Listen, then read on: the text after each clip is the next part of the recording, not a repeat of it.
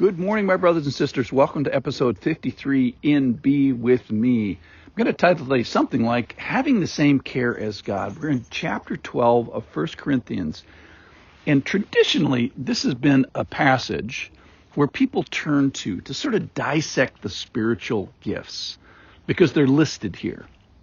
However, as we read this passage today, I want to turn our eye towards that this is not essentially about spiritual gifts. It's best done in a bigger context. That is, this is God demonstrating himself in a particular way by a whole bunch of gifts.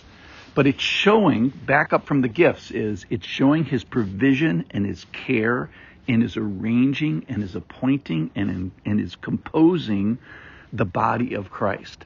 And then he charges us, he's saying, I have cared for the body of Christ in this particular way.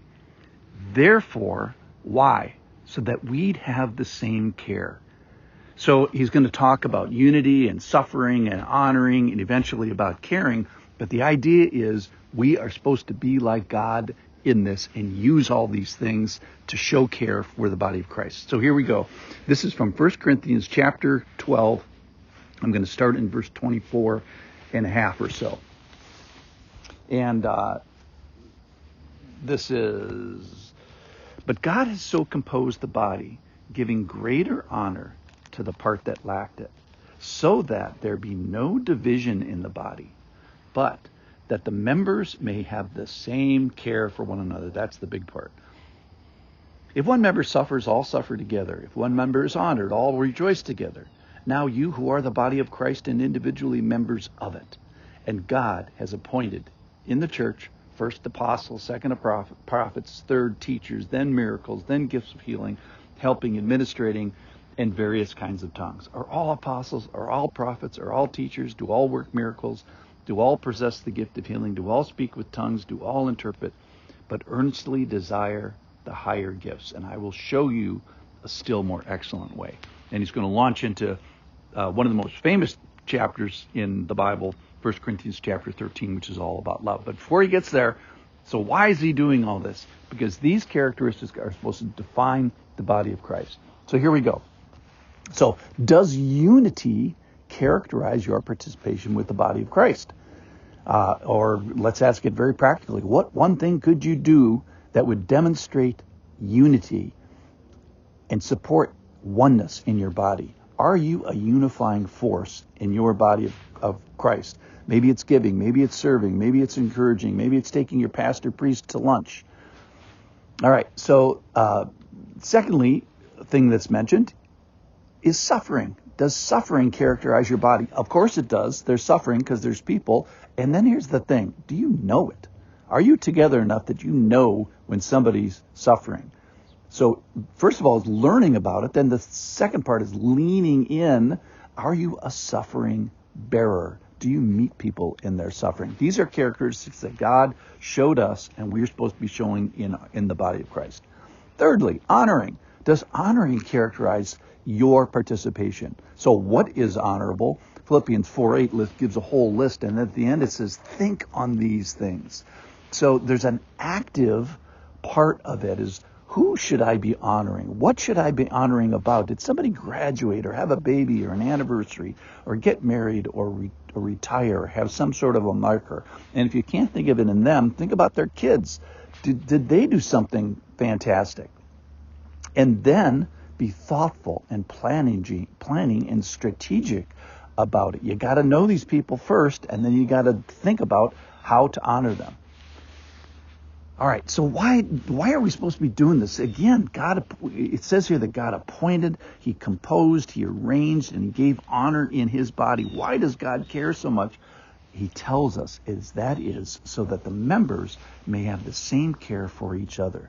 So the point of the passage isn't who has the greatest gift or even necessarily what the gifts are, because everybody has a great gift. Everybody has something appointed and composed by God. And every person should be able to say, I'm uniquely supplied, and I have something to give, I have something to care, and I should be bringing my care to the body with my whole self. Why? Because God did it. He demonstrates this, and it's a godly characteristic, and we should be following his lead, if you will. So he says, earnestly desire the higher gifts. He's going to talk about that. We'll talk about that tomorrow, which is going to be love. But all these are just like junior versions of love. All right.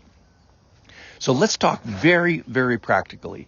Is who are those in your body that you care for? What are their names?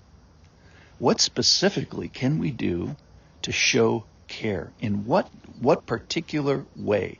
So, if I ask somebody in your world, did you feel cared for practically by this person, that your name would actually come up?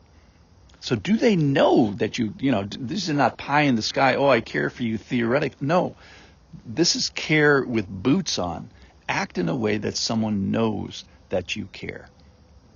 And you be able to say, who is that person that I cared for? It's a very active thing. So maybe it's to verbalize your care. Maybe it's to spend time with. Maybe it's to use the written word. Maybe it's to use the food or meal times. Or maybe it's sharing grief, suffering. Maybe it's honoring. Maybe it's demonstrating a unifying activity. So when God appointed and composed and arranged and gave honor, he obviously thought about it. He planned it. He strategized about it. And what this passage is saying is he wants us to use the same care for one another. Here it is. This is verse 25, 1 Corinthians 12:25. But that the members may have the same care for one another. And it's demonstrated in honoring. It's demonstrated in unity. It's demonstrated in suffering. And especially it's demonstrated as care. He's saying, have the same care as God. It's a high charge today. And let's think really, really practical. So it starts with thinking. It starts with the name. And then it starts with some sort of an activity.